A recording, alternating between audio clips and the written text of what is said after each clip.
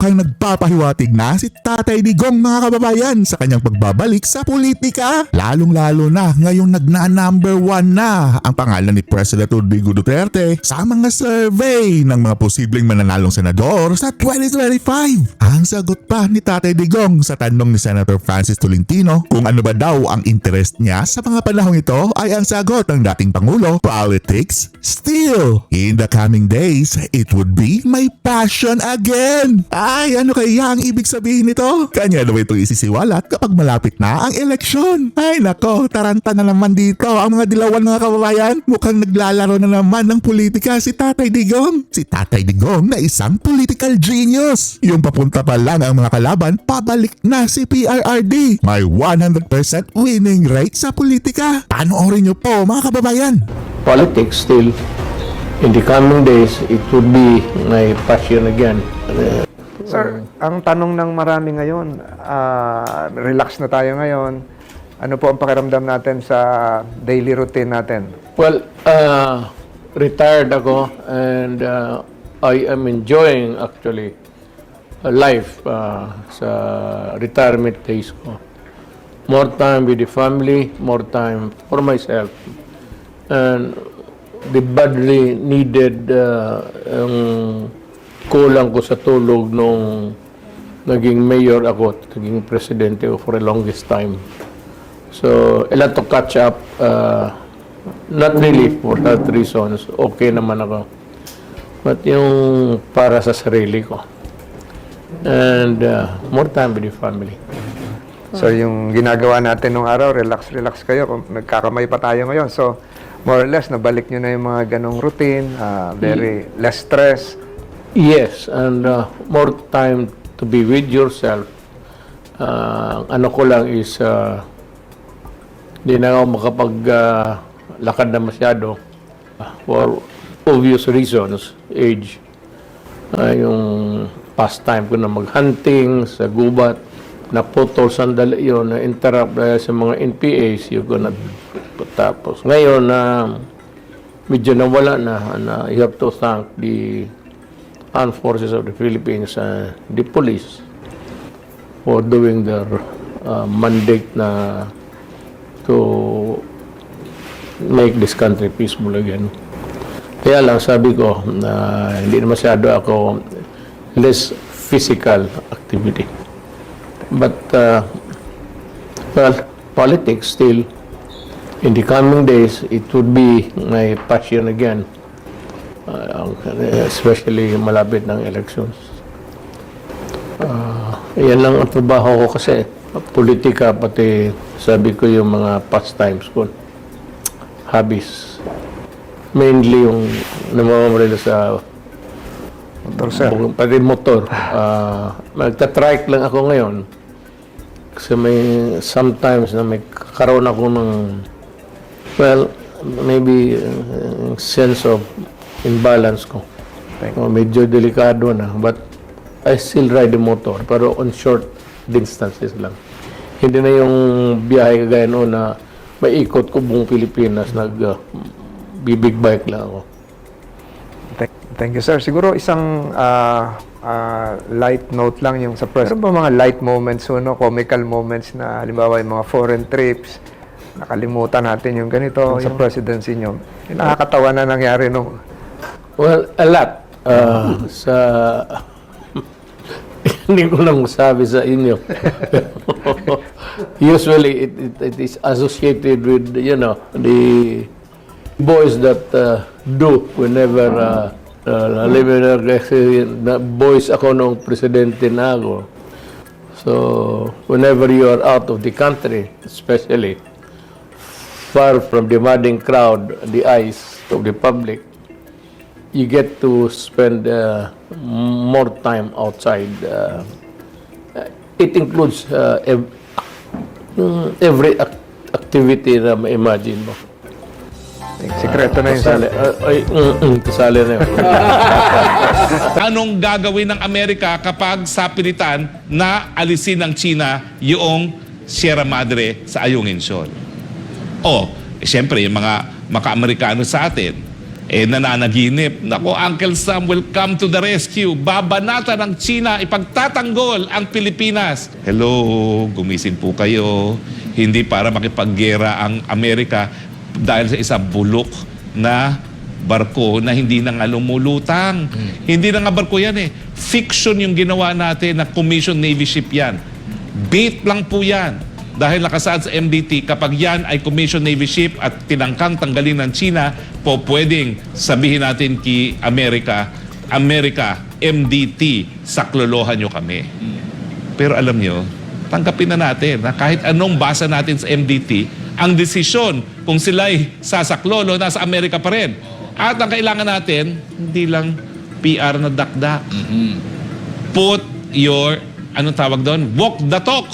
Kung talagang sinasabi nyo na re-respakan yung Pilipinas, bombahin din ang Chinese Coast Guard. Bombahin na po. Huwag nyo sa akin sabihin, Amerika, wala kayong mas malakas na bomba dyan. Bombahin at ng mas tubig. malaki. At bombahin ng tubig. Baka akalain nila tayo aggression na bombahin ng tubig. malilitis pa tayo. No? Pero, attorney- Bombahin ng tubig. Di ba? Mas malakas yung bomba nyo ng tubig. Nasaan na yung bomba nyo ng tubig? Mas malaki yung barko nyo kaysa sa barko ng Coast Guard. Dakdak lang kayo ng dakdak. Ayan na. Inaatake na yung barko na Sierra Madre. Mutual Defense Treaty. Anong gagawin nyo, Uncle Sam? Sana. Sige nga, nang magkalinawan na nang yung mga tao na naniniwala na makikipaggera ang Amerika dahil sa isang bulok na barko, malaman natin kung tama paninindigan nila. Di ba? Dapat pustahan nga. Justice Carpio, J. Batumbakal. Tignan natin. Makikipaggera ba ang Amerika kapag inalis ng China yung bulok na barkong yan? Alam mo kung makarating yan sa International Court of Justice? Pagbasa ng treaty, ang atake sa isang Navy boat ay atake sa bansa na dahilan para matrigger ang Mutual Defense Treaty. Sa tingin nyo ba, merong isang mahistrado sa International Court of Justice na tuturinging commission Navy ship yung bulok na barkong yan? Hindi na nga umaandar eh.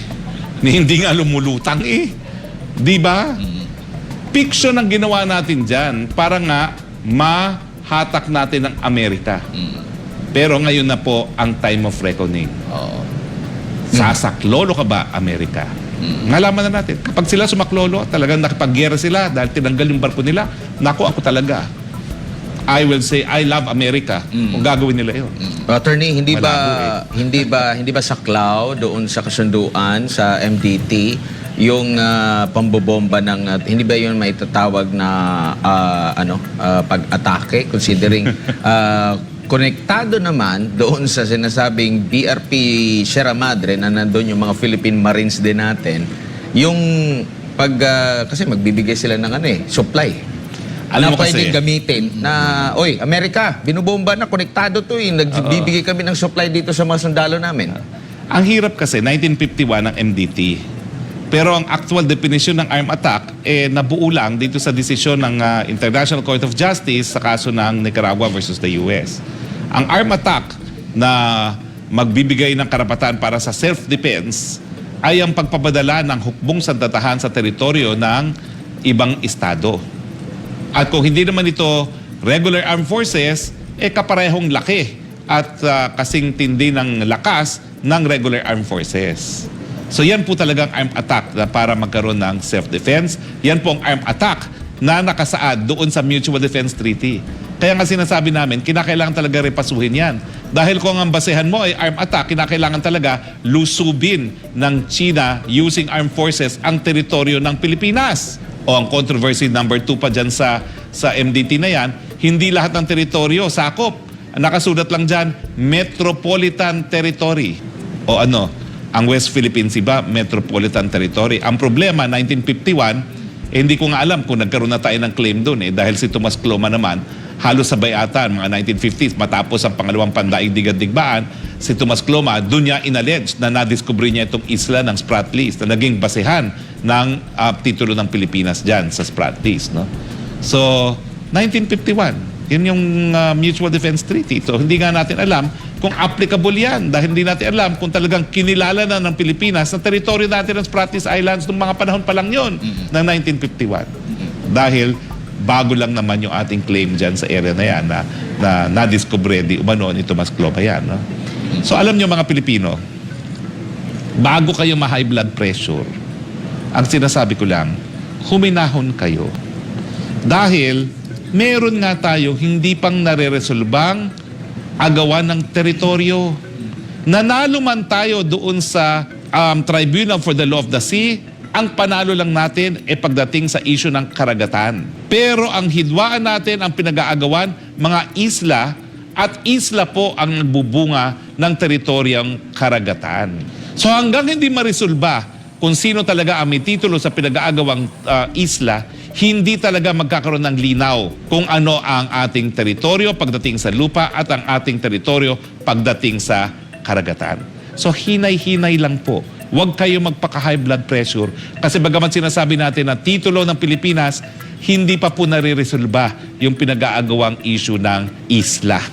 Ang malinaw lang doon sa desisyon, walang basihan yung historic claims of water ng China, walang basihan yung non-dash line. Pero kung sino may-ari noong ito aba na occupied ngayon ng Taiwan, hindi pa nare-resolba. Kung tayo ba talaga may-ari ng kalayaan, hindi pa talaga nare-resolba. Kinakailangan pa po yan maresolba. At habang hindi pa nare-resolba yan, bakit naman tayo mag-aaksaya ng pera, ng panahon at ng galit na hindi naman malinaw talaga kung sinong merong titulo pa dahil hindi pa nare-resolba ang agawan ng teritoryo. Attorney, mabuto lang muna kita dahil sa mga oras na ito ay may panauhin po tayo nasa Zoom. Makakasama po natin si Attorney Joseph Literal, Assistant General Manager for Reclamation and Regulation ng Philippine Reclamation Authority. Attorney, magandang umaga po. Makakasama natin si Attorney Harry Roque, Jade at Admar po dito sa Pulso ng Bayan ng SMNA. Maraming salamat po sa inyong oras. Magandang umaga po sa inyo lahat. Salamat po. Panyero, alam po. nyo naman, no, dahil ako naging spokesperson ni dating Presidente Rodrigo Roa Duterte, spokesperson niya ako, noong 2020, inanunsyo niya na fini-freeze na niya ang approval ng mga bagong reclamation applications at pinasailalim nga niya sa Office of the President na ang PRA dahil siya na nagsabi na nabubuisit na siya sa korupsyon pagdating dyan sa PRA sa issue ng reclamation. At ang sabi rin ni Presidente, hindi niya aproban, tigil ng approval ng mga bagong reklamasyon, pero yung mga reklamasyon na ang gobyerno nagsusulong at yung mga naaprubahan na ay po pwedeng magpatuloy. Pero ito naman pong si PBBM, lahat pinatigil except sa isa. So ang unang tanong po, ano yung isang project na hindi po sakop sa pagsuspinde?